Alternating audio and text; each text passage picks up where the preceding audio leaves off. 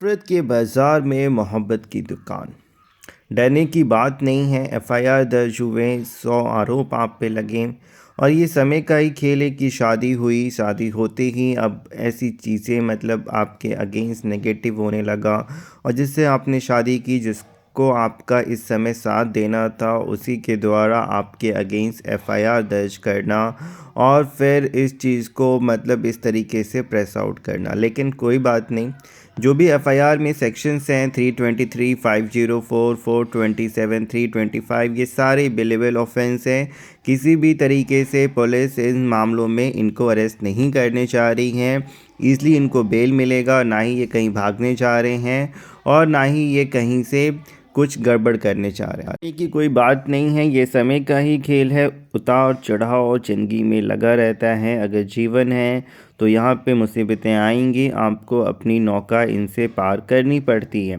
अब इन पे जो आरोप लगे हैं, जो इसके फर्स्ट इन्फॉर्मेशन की जो कंटेंट है, वो मेनली जो कंटेंट है वो मैं आपको पढ़ के बता दूं, बिकॉज़ ये जो चीज़ें हैं ये फैक्ट एफआईआर की कॉपी हैं जो कि शायद कोई लोग आपको दिखाएं। तो यहाँ पे जो इनके साले साहब है, इनका कहना है कि महोदय, निवेदन है कि मेरी बहन की शादी 6 दिसंबर को ललित माननगर होटल में विवेक बिंद्रा से हुई थी, जो नोएडा में Supernova West Residency 4209 flat sector 94 में रहते हैं। 7 दिसंबर की सुबह 2:30 2-3 बजे मेरे जीजा जी विवेक बिंद्रा ने अपनी मां प्रभा जी से बहसबाजी कर रहे थे। इस बात को लेकर मेरी बहन यानी का बीच बचाव किया तो मेरे जीजा जी ने मेरी बहन के साथ कमरा बंद करके गाली गलौज करते हुए खूब मारपीट करी, जिसकी वजह से उसके पूरे शरीर पे घाव है, कान से सुनाई भी नहीं दे रहा है, बाल भी खूब नोचे और सर के घाव की वजह से चक्कर भी काफ़ी आ रहे हैं। इसका इलाज ककुडुमा दिल्ली स्थित कैलाश दीपक हॉस्पिटल में करा रहे हैं। एमएलसी रिपोर्ट तैयार कर ली इन्होंने पुलिस के द्वारा मारपीट का, जो कि एक बहुत बड़ा एविडेंस बना लिया। तो निवेदन है कि इनके खिलाफ कानूनी कार्रवाई की जाए।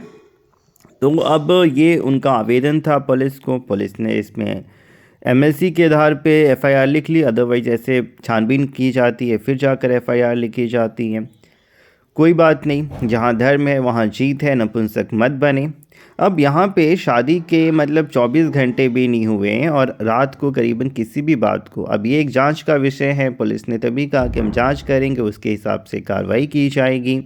कौन सही है कौन गलत है, केवल एक आरोप लगाया गया है। स्टार्टिंग में ही कह देना, क्योंकि एक पढ़ा लिखा इंसान जिसको पता है कि अगर वो मारपीट करता है तो उसके खिलाफ कानूनी कार्रवाई हो सकती है। क्योंकि मेरा एक सिंपल सा मानना, जो इंसान जितना बड़ा है, चाहे वो कोई पुलिस ऑफिसर्स हो, बिकॉज आईएएस आईपीएस तक कई बार उल्टा अपनी वाइफ की गाली गलौज और एक डोमेस्टिक वायलेंस सहते हैं, इसी वजह से क्योंकि उनके पास एक पोस्ट होता है, गंवाने को नाम और एक रुतबा होता है। तो उल्टा तो ये देखा गया है कि मैन ही आज के तारीख में लड़कियों के द्वारा सताया जाता है, झूठे आरोप लगाए जाते हैं उस पर और फिर डरा धमका कर अपनी ही बातों को मनाया जाता है। तो यहाँ पे भी मेरे को नहीं लग रहा है कि ऐसा कुछ हुआ होगा। अब ये मेडिकल रिपोर्ट तो सही और गलत भी हो सकती है, अपने बाल खुद भी नोचे जा सकते हैं, सर फोड़े जा सकते हैं, बहुत कुछ होता है।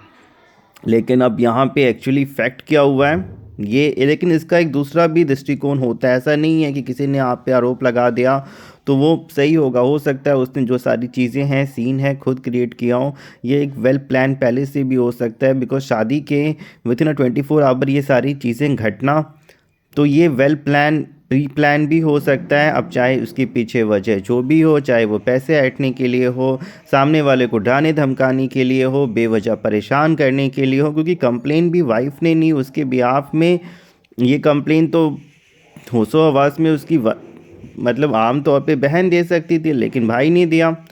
और 40 साल की उम्र में शादी करना, ये सब चीज़ें कुछ समझ में नहीं आ रहा है कि हो क्या रहा है हमारे समाज में। क्योंकि आए दिन हमारे पास पूरे भारत से इतने मेंस आते हैं जिसमें पढ़े लिखे हों, हर एक ग्रुप के हों, गवर्नमेंट जॉब वाला बंदा हो, बिजनेसमैन हो, यंग हो, गांव से हो, शहर से हो, मेट्रो सिटी आम तौर पे दिल्ली, नोएडा, गाज़ियाबाद, गुड़गांव, इनमें तो आए दिन देखा जा रहा है कि लड़कियों के द्वारा ही झूठे आरोप लगाए जाते हैं और उसके पीछे वजह होता है अपनी नाजायज़ मांगों को पूरा कराना, पैसे ऐंठना, सामने वाले को डराना धमकाना, स्पेशली इसमें एनआरआईज और जो रिच लोग हैं वो ज़्यादा ट्रैप होते हैं। मिडिल पर्सन तो ट्रैप होता ही है, क्योंकि एक बार आप आरोप लगा दें तो ये एक खटास आ जाती है रिश्ते में, फिर इसको लेके चलना बड़ा मुश्किल है। अगर चल भी रहा है तो पति हमेशा इस डर में जिएगा कि पता नहीं कब किस बात को लेकर मेरे अगेंस्ट एफआईआर हो जाए और फिर मुझे कोर्ट कचहरी थाने के चक्कर काटने पड़े और इस डर में जीना पड़े कि कहीं मैं जेल ना चले जाऊं। तो अगर रिश्ते को बचाना है, अभी एक डाटा निकल के आया हमारे देश में, क्योंकि ये यूएसए का डाटा है कि जहाँ पे करीबन 25% बच्चे बिना फादर के हैं। हमारे देश में भी धीरे धीरे ये हालतें हुई जा रही हैं, बिकॉज़ वुमेन अपनी बातों को लेकर बिना बच्चों की फ़िक्र किए हुए हस्बैंड से अलग हो रहे हैं। हमारा प्रयास हमेशा से रहा है कि शादी बची रहे देश में, बच्चों के साथ, पति पत्नी के साथ रिश्ता बचा रहे।